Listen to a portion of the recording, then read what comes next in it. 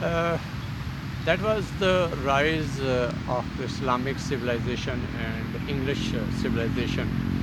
And English civilization is entirely, you can say, backed up by the Greeks' knowledge and knowledge of Italia and Germans later on reached in France, and in 13th, 14th century all of the Greek literature reached in, you can say, England, when England was already, you can say, equipped with the printing press machine, and it started printing it. But before I go into detail, as I am going on the rise of Islamic civilization, Arabian civilization, because Islam came from the Arabian land, where the last prophet Muhammad sallallahu alaihi wasallam got birth and uh, groomed and bloomed over there and nurtured there, and that you can say made the all ways labeled for the Islamic civilization, Arabian civilization that was already going. Uh, there was at was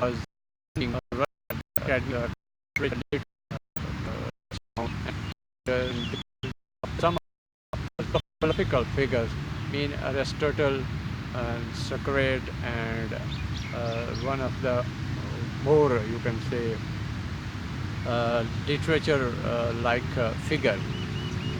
They were, after all, student teachers like Plato and Socrates and Aristotle.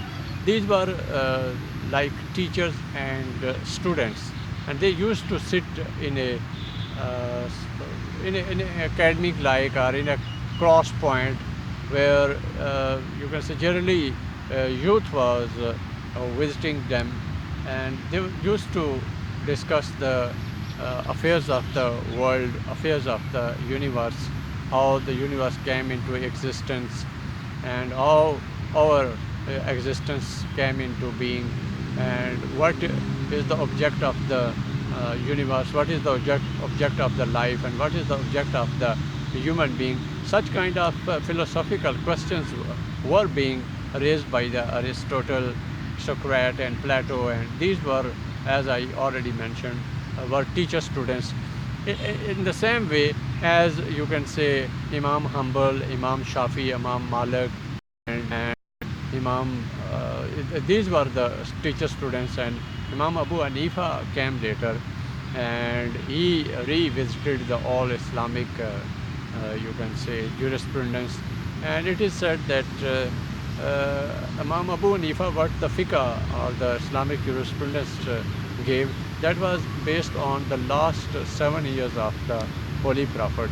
He took and collected all the references and evidences and the sources of Islamic jurisprudence when Rasalat Ma'ab sallallahu alaihi wasallam reached at the highest, you can say, completion and perfection level, where theory and practice was finally being shaped, and final 7 years have been taken by Imam Abu Hanifa, and rest of all Imam Hanbal and Shafi and Maliki, they composed and collected the different sources and the periods of the Holy Prophet Muhammad sallallahu alaihi wasallam that are the basis of Islamic jurisprudence, and they kept on going uh, and making somewhat amendments in it.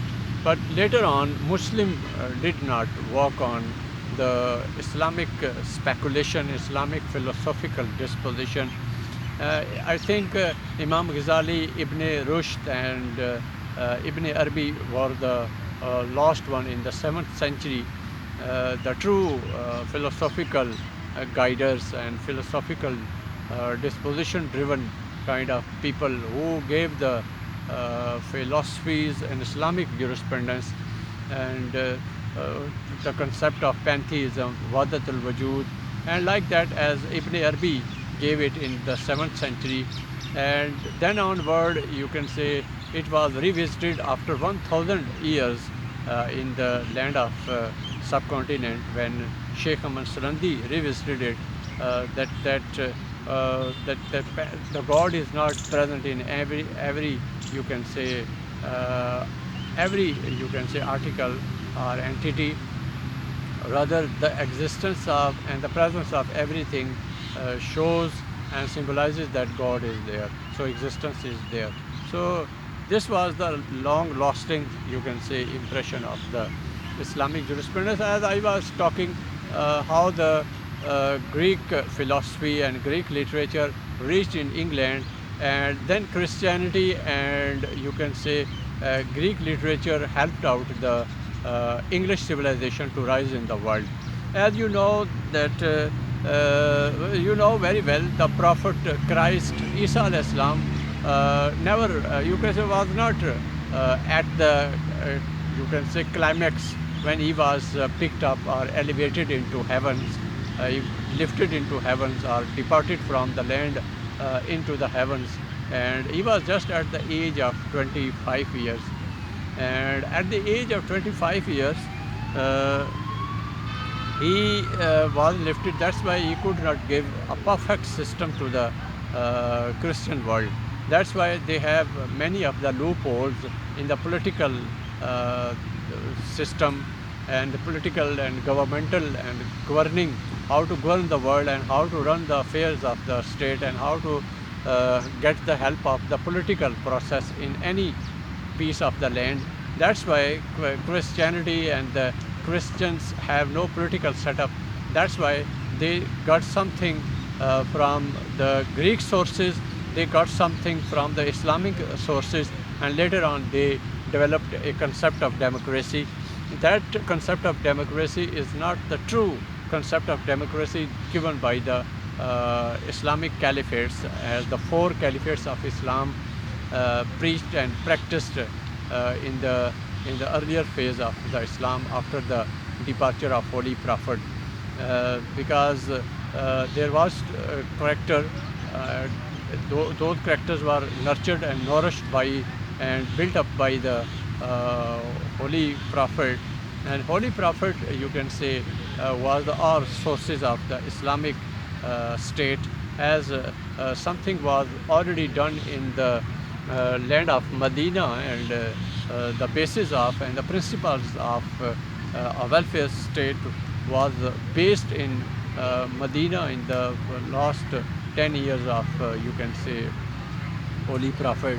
At first 13 years were, you can say, at the believed to be enhanced and believed to be strengthened, and that all process came in the land of Arabia at the Makkah. So 13 years went for, you can say, the early beliefs to be strengthened, and then last 10 years, you can say, the Muslims have been asked to migrate to a safer land. That was the land of, you can say, Medina, where from they could compose the Islamic congregation, and they could make the Islam as a Jamaat or as a group of people. That was to make them how to be elevated and how to be developed and how to build up as a main force, and how to develop the mechanism of defense, and how to, you can say, defend the ideology of Islam that is in shape of creed and dogma, or in belief in the minds in shape of theory. That was to be, you can say, that was to be strengthened. So that's why when the fundamental question is arisen, that either we should defend geographical borders first or ideological borders first. So whenever Islam and its fundamental, you can say, principles come on the limelight, we are always on the claim to, you can say, defend first the ideological borders of Islam, then the, you can say, geographical borders are to be defended. So once again, going back to the Academy of Lyceum, where, you can say, one of the Socrates and Plato and Aristotle's leading teacher, the forefather of the Greek literature and philosophy, he was, you can say, the basic foundation for the Greek literature. Greek literature was purely based on intellectual pursuits, and there they had some fundamental questions, the questions of life, the questions of existence, the question of the universe and its birth and its continuation and its process of, you can say, stretching out and going out into the futuristic plan. So literature, you mean, is a product of imagination, and creativity is largely, you can say, present in it. And the teachings, as we are of the view, the religion is solid and concrete and strong, and having no loopholes in its teaching and practices, because Prophet is behind the all religion. No religion will be considered the you can say a solid and foundational based religion until it is not coming from any sport of or teachings of some prophet, because prophets are purely backed up by the you can say the revelations that are coming from the Almighty Allah through the source of the angels. As you can say, prophets are nothing in itself. They are whatever they are, the products of and the existence of the teachings and the preachings and the revelations that are coming from the Almighty Allah.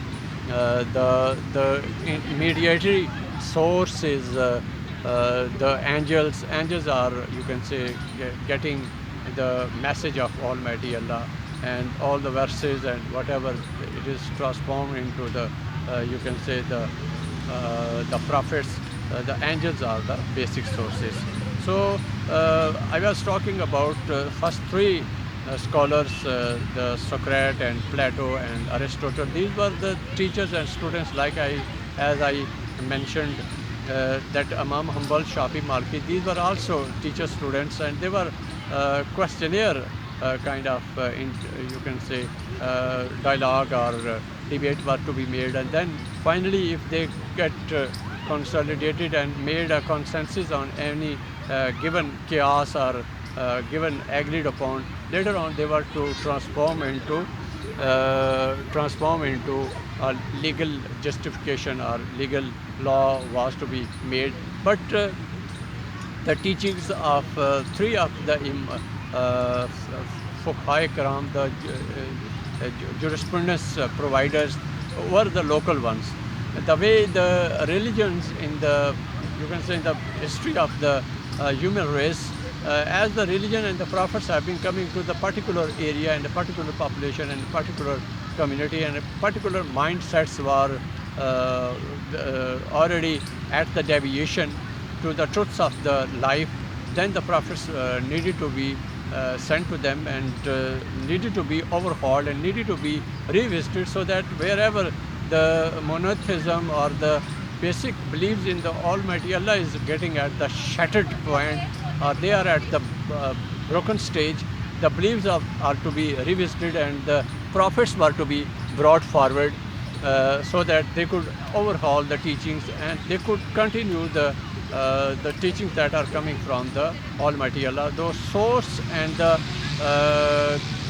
the source and the source was all time the same, from Adam to last man, last prophet. All they were to teach about that there is a secret, you can say, secret existence of Almighty Allah. That is all the driving source and force behind the holy teachings of the human being. So the prophets have been the source to teach, and then around, you can say, it kept on traveling, and then a time came when Greeks were rising in the world, and three of the philosophers, those who gave the idea of life to question on it, and the modern research that has come to us about Socrates, Plato and Aristotle, that how much they were rich at the intellectual level, and how they become the philosopher, and what was the basic source of their you can say philosophical disposition and teachings, it has been declared and announced, or you can say said about them, that such came to conclusion that they were the follower of the teachings of Moses, Musa alayhi salam. They were the followers of the Moses teachings. That's why they were, you can say, considered to be the true preacher of the philosophy. But after all, they mixed the Moses teachings with the speculation and with the philosophical disposition. That's why we could say it hodgepodge kind of teachings. That it has you can say a blend of the the the the prophet teachings as well as the teachings of the three biggest scholars of the world that challenge the whole upcoming human speculation and creativity and philosophical disposition. That was all on that basis. Philosophical disposition and philosophy took start in the world in a broader sense. Before this, you can say we had no question about what's the universe and what's the object of it and why it was created, and what's the object of the man, why he was created, and what is the long-lasting effect of the universe and the man, and what is the relation between man and the universe. So such kind of fundamental questions were arisen in the period of these great scholars of Greek and Yunan, but their source was the Moses teachings, and Moses teachings were not as much, you can say, perfect when to solve the complexities and give all solutions to the complexities of human life. They just raise the questions of independence, somewhat to basic human rights, that they should be given a right to question and right to speculation and right to philosophical disposition to rise on. That's why when such kind of philosophical disposition started rising in them, and they started making speculations about the universe and the man's and existence and objectives of it, and then the question of you can say the life and politics and administration and execution and such harmonization between the different segments of the society have been carried on and crafted on. So these were the three philosophical drivers of the philosophy. Those gave the basic principles of the philosophy, though backed by the Moses teachings. As in the period of Moses, or at the beginning of the Bani Israel, they were having no complex, you can say, questions in the universe. Just kingship was at one hand, and at other hand, department of the, you can say, the prophets came into being. So we would say the philosophy came as a third man, as a mediatory kind of force. And in the present world, we can say the kingship is going on at the one hand, and the source of the prophets is going on at one hand, and at the third level, philosophy is going on at the one hand. As a religion, you can say, gives somewhat room and space for the people to speculate on as the basis of Islamic, you can say, jurisprudence. Whatever the school of thoughts or masalik came into being, that is all, you can say, the basis and the product of the Islamic scholars and Islamic intellectuals. They thought on the creative grounds, and their creativity and Islamic, you can say, resources have been composed, and in this way, you can say, fiqh of the period has been given. As you can say, the prophets have been coming to the different communities as they have at the level of psychology and understanding of the human complexity. In the same way, you can say the Islamic jurisprudence scholars have been coming into their Muslim beings wherever they were living at the community level. That's why we can't say that the Islamic jurisprudence could be having the authority of the finality. So there have been changes coming in the social spectrum, and social societies have been you can say, developing on the human creative grounds and philosophical grounds. But there have been a period of stuck, a period of seizing, a period of frozen stage in the development of intellectual development in the Islamic Ummah, in the Islamic world. You can say they thought that Shafi and Maliki and Hanbali are the only sources. We can't go beyond them. We can't think they are the touchstones for any kind of, you can say, Islamic jurisprudence is to be based. That was the fatal mistake done by the Muslims, scholars and intellectuals. That's why we are still present at the frozen stage. No, you can say, ijtihad is going to be made. No collective jurisprudence is going to be made in the present world, and Islamic civilization is facing you can say, a very fatal period of the Muslim Ummah, and because they thought that these four mean the Caliph, rather the Imam Abu Hanifa, Imam Abu Hanifa, Maliki, Shafi and Hanbali, these four sources, and then one of the more fiqh Jafriya, Shiites, you can say, fiqh. But we become stuck in the jurisprudences. For example, if some groups started following Imam Abu Hanifa, they are following the same practices, the way he taught them. If someone followed, you can say, Imam Shafi, the still followers are there. Maliki still followers are there, and Hanbali still followers are there. One of the section came as Al Hadith. They thought that we do not need to follow any, you can say, set pattern. We should follow the basis of, you can say, Islam, that are Quran and Sunnah and Hadith. And if something is beyond and away from the Hadith, we should not follow that one. But there is one more authority given to the present Imamiya, or present, you can say, Imami scholars or Islamic scholar, either of the follower of the Shafi, Maliki, Hanbali, or Imam Jafar Sadiq, or Ismaili, or whosoever are present here, they must have the right to revisit the existing teachings and existing, you can say, fundamentals. But they should not break the Quran and Sunnah, which are the fundamental, you can say, points. As you can say, in Quran said, Atiyullah wa Atiyu Rasul wa ulul amr.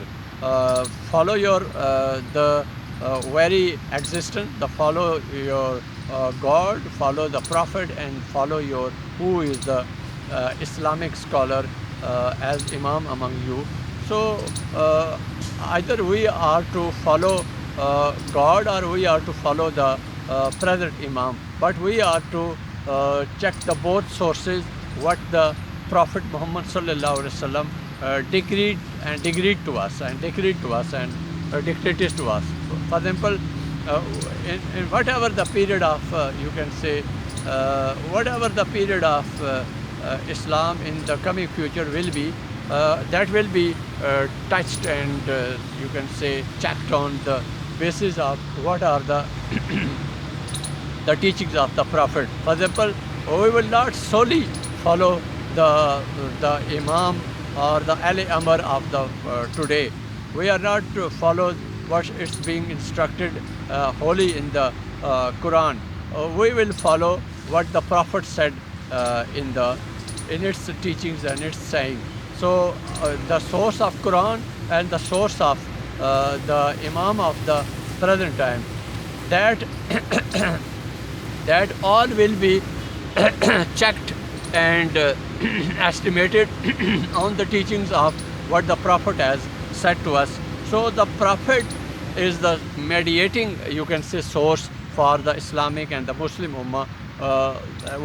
Wherever we will get confused, wherever we will be at the controversy among the different school of thoughts, in the different, you can say, jurisprudences, we will go back to the teachings of the Prophet, what the Prophet has light on it. and we are to follow the very teachings of the person.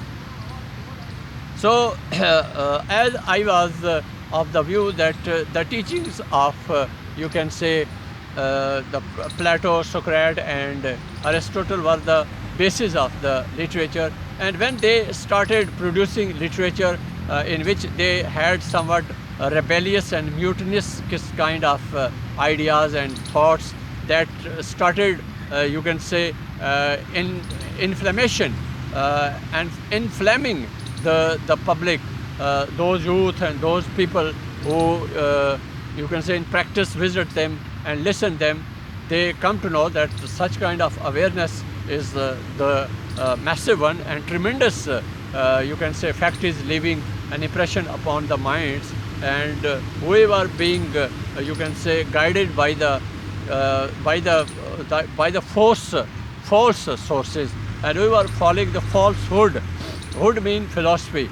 Falsehood mean truly the false ideas and false teachings of the kings and the queens and the anarchy and the system that was political and that was purely slaughtering the minds and the intellectual thinking and patterning of the time. That's why youth started following these three philosophical fundamental philosophers of the time. And when they started preaching it in an open way, then the government's people, the agents of that time, started chasing them down and tried to, you can say, get the resources of, you can say, education from them, so that they could be made stunted, they could be made dented in their teachings. And then a time came when, you can say, the teachings of those people came to existence, and they started on the those one grounds that was entirely a different one. And you can say they came into, you can say, a realization that the time is coming that our teachings and preachings would be stopped on, and it's better to move into another part of the land where from we could teach and preach the rest of the humanity, and rest of the humanity could be given such a awareness. So when, you can say, the deputies figures of the government or the state or the, you can say, executive body of that period, of the Greek period, of the Unani period, when three of the basic philosophers were, you can say, working there, they, you can say, fled away from them, took up all of the, you can say, collected and composed knowledge, and came into, you can say, Constantinople. And from Constantinople, that is, you can say, in the present world, is Istanbul, or present in, you can say, Turkish land. Later on, they went into Germany. That was, I think, by one way or the other way, it was around 8th century, 9th century, 10th century, and the literature was being spread and sent on to the rest of the nation. In 13th century, these were the sources. Divine Comedy was written by Dante. That also become one of the greatest literature piece, masterpiece, that also preached the world of that day. And it is said that who was or what were the sources of the Dante's philosophy or Divine Comedy. In Divine Comedy, the Urdu translation means Khudai Tamasha. He gave somewhat the teachings and the preachings of Islam, and he gave the scenario of heaven and hell, afterlife mean after death, what the life is there, and how, you can say, the good people will go to paradise and bad people will go to hell. He, you can say, sketched out and gave a picture of hell and heaven over there, that how the people will face the punishment after wrongdoings in the present world, and the sources were traced out how he came to know the teachings of Islam. It was said that Arab Tajir, Arab tradesmen used to visit the different parts of the world, and they were having some preacher in among them. That's why they preached in Italia in around 12th and 13th century, and they shared this all knowledge and transmitted onwards to the rest of the humanity.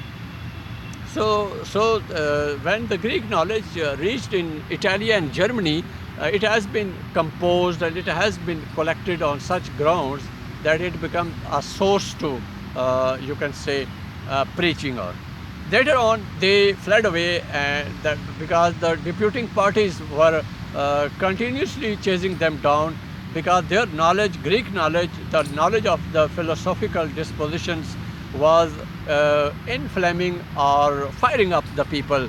The you can say intellect of the human being was lightening and lightened, and it was having somewhat lightening effects on whosoever was to learn this one. They were to think that these teachings are truly burning the heart and mind, and giving somewhat new concept of how to risen your conscious, and how to enlighten your heart and mind. And when heart and mind is enlightened, people, you can say, revolt against the existing monarch, and wherever injustice, exploitation is present there, people rise against the exploitation, rise against the injustice, and they start how we can end our poverty and ignorance. So when literature reached in Italy and Germany, people chasing them down, the chasing parties reached them down, and they you can say went from into, you can say, into France in 13th and 14th century, I think, around 13th century around. And then the people chasing party reached in France, they stepped into England, and when all of the collected and composed knowledge of the Greeks and Yunanis reached in England, they, you can say, started preaching it by printing it. Mean in 13th century, 14th century around, you can say, printing press was invented. I think in Germany, later on in England, particularly England, started printing the very, you can say, literature that came from the Socrates and Plato and Aflatun and Aristotle, and then they